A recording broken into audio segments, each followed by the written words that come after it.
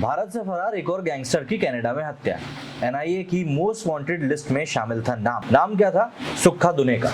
अब क्या इस आदमी की हत्या के लिए भी जस्टिन ट्रूडो ये कहेगा कि भैया नरेंद्र मोदी जी की जो सरकार है वही इसके लिए जिम्मेदार है? मतलब आप एक तरफ सोचते हो कि नहीं, आप पूरी दुनिया के सामने भारत को शर्मसार करना चाहते हो, लेकिन क्या तुमने खुद ने कभी लिटरली ये सोचा कि भारत के लिए इतना कुछ गलत बोलकर तुम खुद के लिए कितना कुछ गलत कर रहे हो? इतना ज्यादा डेवलपमेंट हो गया ना इन 2 दिनों में कनाडा के उस एक दकियानूसी बयान के बाद में कि कनाडा के जो दूसरे मंत्री लोग हैं ना, वो वाकई में अब ये सोच रहे होंगे कि जस्टिन ट्रूडो को हटाना है या रखना है, क्योंकि उस आदमी ने कनाडा को कहीं का नहीं छोड़ा है। फाइव आइज की, एंजिलोस्फीयर की काफी ज्यादा बातें चल रही थी, लेकिन अमेरिका, ऑस्ट्रेलिया, यूके, इन सब देशों ने कहीं ना कहीं जो बयान दिया है ना भारत के खिलाफ कि नहीं, ये चिंताजनक कंडीशन है, ये सिर्फ और सिर्फ खाना पूर्ति है, ये कहीं ना कहीं कनाडा खुद भी जानता है। क्योंकि इस समय अगर हम लोग इंटरनेशनल लेवल के ऊपर देखें तो ट्रेड पॉलिटिक्स में कनाडा के सामने इंडिया का जो स्थान है वो काफी ज्यादा बड़ा है, और किसी भी मायने से किसी भी तरीके से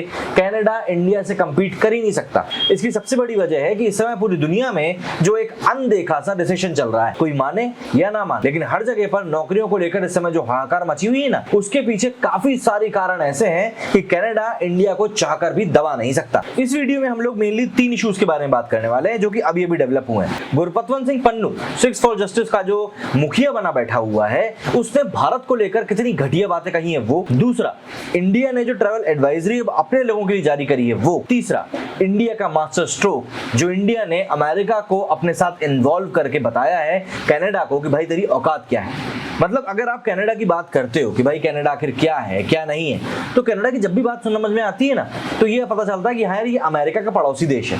इनकी इंडिविजुअल पर्सनालिटी क्या है? आइसों की, खेलते कितने देश हैं ये सब।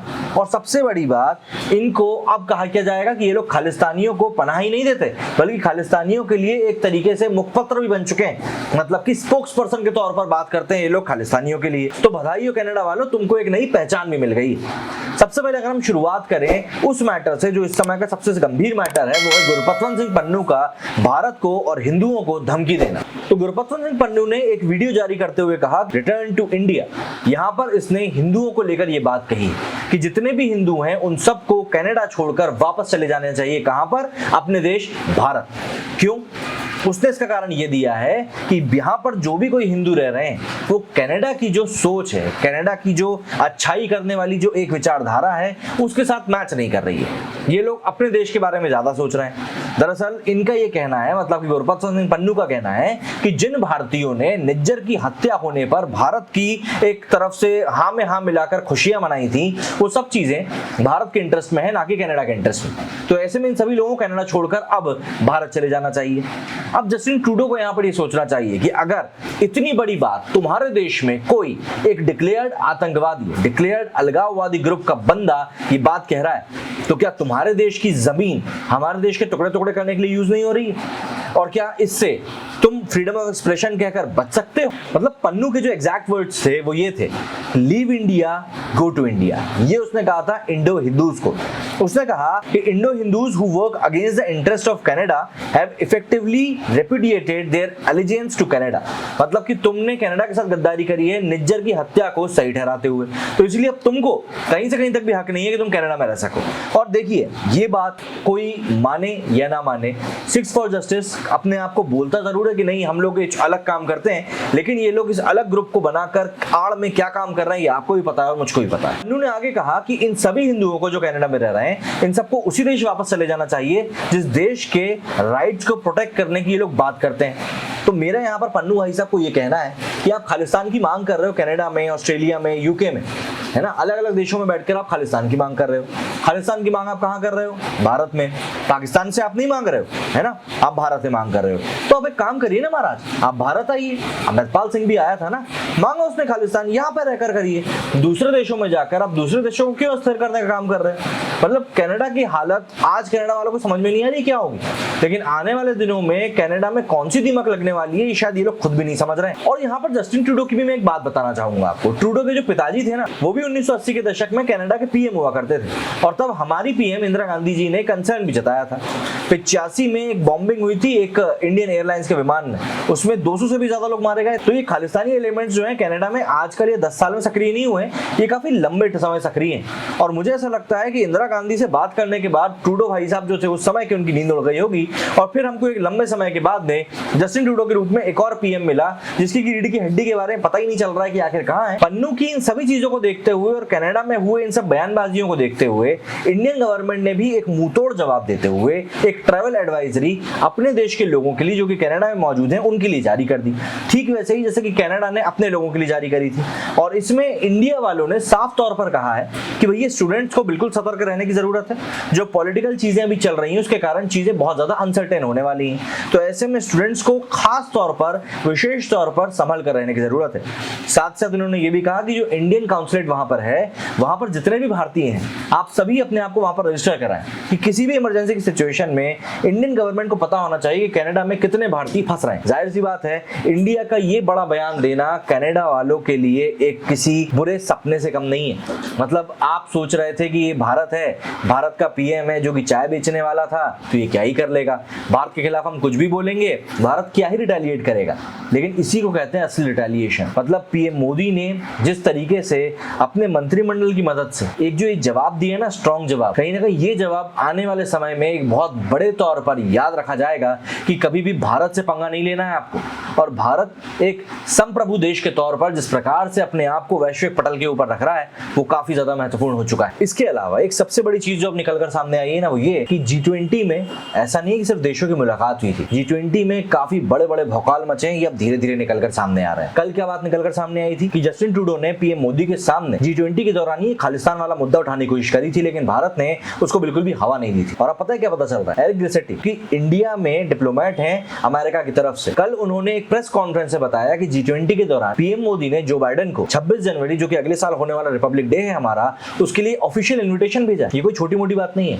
और सबसे बड़ी बात इस बात की बाहर आने की टाइमिंग, जो एंजेलोस्फीयर की हम लोग बार बार बात करते हैं जिसमें कि यूएस, यूके, ऑस्ट्रेलिया ये सब आते हैं, उस स्फीयर के हिसाब से इस समय इन सब लोगों को इंडिया के ऊपर दबाव बनाना था। लेकिन अब ये लोग कर क्या रहे हैं, ये लोग इंडिया के ऊपर दबाव तो बना रहे हैं लेकिन सिर्फ और सिर्फ दिखावे का दबाव। और आप मुझे बताइए, एरिक ग्रिसेटी ने जो यहाँ पर बात कही है कि भाई इंडिया ने हमको इन्विटेशन दिया है, जो बाइडेन को इन्विटेशन दिया है, क्या वो ये चीज पहले नहीं बता सकता था?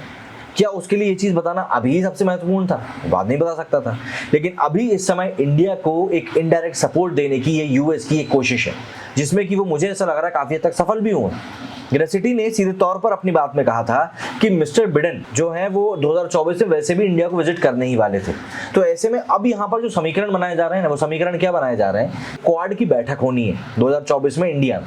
इसमें ऑस्ट्रेलिया है, जापान है, इंडिया है और अमेरिका। अब ऐसे में कोशिश ये कर रहा है इंडिया कि ऑस्ट्रेलिया और जापान के जो प्रतिनिधि हैं उन लोगों से बात करी जाए कि आप लोग भी उसी समय पर भारत आए जब जो बाइडेन रिपब्लिक डे के लिए आने वाले हैं। इससे होगा क्या, भारत को अपनी ताकत दिखाने का मौका भी मिलेगा, प्लस जो बाइडेन यहाँ पर एज अ चीफ गेस्ट आ भी पाएंगे। इसके अलावा ये इंडिया की तरफ से गया हुआ तीसरा इन्विटेशन है किसी भी अमेरिका के प्रेसिडेंट को। सबसे पहला गया था बराक ओबामा को, 2018 में फिर गया था डोनाल्ड ट्रंप को। डोनाल्ड ट्रंप ने हालांकि उस इन्विटेशन को टर्न डाउन कर दिया था क्योंकि 2019 के लिए इन्विटेशन था और 2019 में काफी कुछ चीजें उथल पुथल बड़ी चल रही थी अमेरिका में। और अब ये तीसरा इन्विटेशन गया जो बाइडेन को। जब हमारे देश के विदेश मंत्री जयशंकर खुद अमेरिका के दौरे पर निकलने वाले थे, वहां के अपने काउंटर पार्ट से मीटिंग के लिए एक 2+2 की फॉरेन मिनिस्टर्स की मीटिंग होने वाली है इंडिया अमेरिका के बीच में नवंबर में, और उसी समय स्टेज भी सेट किया जाएगा बिडेन की 2024 में जो भारत की यात्रा होने वाली है उसके लिए। तो कनाडा इन सब चीजों में कहां है? कहीं भी नहीं। फालतू में धूल में लट पीट रहा है कनाडा। बात सिर्फ इतनी सी नहीं है। मिस्टर ग्रेसिटी से जब इंडिया कनाडा इशू जो इस समय चल रहा है उसके ऊपर जब बात करी गई ना, तब भी भाई साहब ने सीधे सीधे तौर पर कह दिया कि भाई हमारे स्टेट की तरफ से तो जवाब दे दिया गया है, हम चाहते हैं कि जो इन्वेस्टिगेशन है वो पूरी हो। मतलब कहीं ना कहीं ये देश एक तरफ कनाडा को बोल तो रहा है कि हाँ भाई हम तेरे साथ खड़े हैं, लेकिन कहीं ना कहीं अमेरिका खुद भी जानता है कि वो इंडिया को नाराज नहीं करना चाहेगा। इसके साथ ही इसी पूरी प्रेस कॉन्फ्रेंस में मिस्टर ग्रेसिटी ने कनाडा की बात करने के साथ साथ G20 की तारीफ भी करी। उन्होंने कहा कि भारत ने G20 को बहुत अच्छे से ऑर्गेनाइज किया और G20 के दौरान जो भी डिसीजंस लिए गए हैं उन डिसीजंस के दूरगामी परिणाम हमको आने वाले दिनों में जरूर दिखेंगे। इसमें उन्होंने स्पेशल मेंशन किसका किया, Indian middle east Europe economic economic corridor मतलब कि आईमेक का, जिसको कि बताया जा रहा है कि जो सीपेक प्रोजेक्ट चल रहा है ना पूरा का पूरा चाइना का, जिसके चक्कर में पूरा अफ्रीका और पाकिस्तान फंस गया है, उसका काउंटर पार्ट माना जा रहा है। लेकिन यहाँ पर सबसे एक हैरान करने वाली चीज जो निकलकर सामने आई वो ये थी चाइना का रिएक्शन। चाइना की जो स्टेट मीडिया है, जिसमें कि हम लोग ग्लोबल टाइम्स के नाम से भी जानते हैं, उन्होंने साफ तौर पर कहा कि ये यूएस के लिए एक एम्बैरेसमेंट है कि कनाडा ने किस तरह का रिस्पांस दिया है इंडिया को, या किस तरह के एलिगेशंस लगाए इंडिया के ऊपर। उन्होंने ये भी लिखा है कि यूएस जो है वो जल्दी ही इंडिया और कनाडा के बीच में मीडिएट करने के लिए स्टेप इन करेगा। चाइनीज मीडिया ने इंडिया कनाडा की टेंशन के ऊपर ये बात कही है।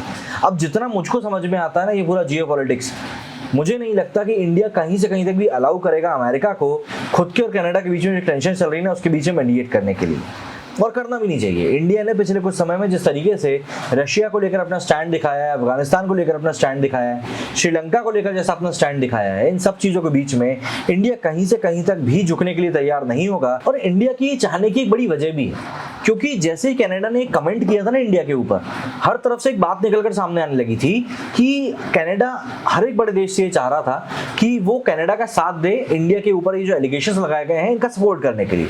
लेकिन आपको यकीन नहीं होगा, चाहे वो अमेरिका हो, चाहे वो यूके हो, चाहे वो ऑस्ट्रेलिया हो, जितने ही बड़े देश हैं उन सभी ने इस बात को टर्न डाउन कर दिया। हाँ, ये बात जरूर थी कि उसको कंप्लीटली टर्न डाउन नहीं कर सकते, इसलिए थोड़ा बहुत किसी ना किसी ने कुछ बोला। लेकिन मोटे तौर पर आप देखेंगे कि अगर इन्होंने भारत को इस मैटर को सीरियसली लेने के लिए कहा है, साथ ही साथ उन्होंने ये भी कहा कि नहीं, भारत जो है इस समय काफी अच्छा कर रहा है वर्ल्ड लेवल के ऊपर, तो यहाँ पर आप देखेंगे कनाडा को वो सपोर्ट मिला भी नहीं जिसकी उन्हें उम्मीद थी। इसीलिए ठीक एक ही दिन बाद इनका दूसरा बयान भी सामने आ गया था कनाडा का कि हम लोग किसी भी बात को लेकर इंडिया को प्रवोक करना नहीं चाह रहे हैं। अब पहली बात तो ये कि ये लोग डिसाइड कर लें कि ये लोग करना क्या चाह रहे हैं, उसके बाद जाके चीजें क्लियर हो पाएंगी। इन इस समय कनाडा की हालत है बहुत खराब।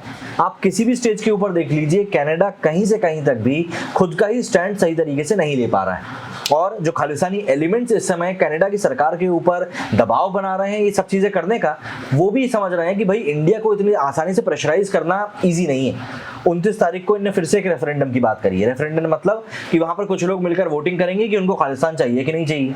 मतलब ये तो वही बात हो गई कि खालिस्तान चाहने वाले लोग ही मिलकर पूरी वोटिंग कर लें और फिर उसके बाद बोलते कि हमें खालिस्तान दे दो। खालिस्तान तुमको चाहिए इंडिया से, आओ इंडिया यहाँ के करा लो वोटिंग, यहाँ पे पता चल जाएगा तुमको खालिस्तान चाहिए मिलेगा कि नहीं मिलेगा। क्योंकि मुझे इतना पता है कि भारत में जितने भी पंजाबी रहते हैं, जितने भी सिख रहते हैं, वो लोग नहीं चाहते कि भारत से कोई अलग होकर देश बनाया जाए, क्योंकि अलग देश की कीमत पाकिस्तान के तौर पर हर कोई देख रहा है कि वो क्या भुगत रहा है। तो भारत से अलग होकर आपको क्या मिलेगा? इससे अच्छा ये है कि आप भारत में रहो, भारत में बढ़ो, भारत में कमाओ और जो करना है करो। लेकिन नहीं, अगर आप अपने देश की मांग के ऊपर अड़े रहोगे और भारत में अराजकता फैलाओगे, ऐसे तो चीजें नहीं चल पाएंगी बाबू। मेरे स्टूडियो फिलहाल उतना ही। जय हिंद, जय भारत।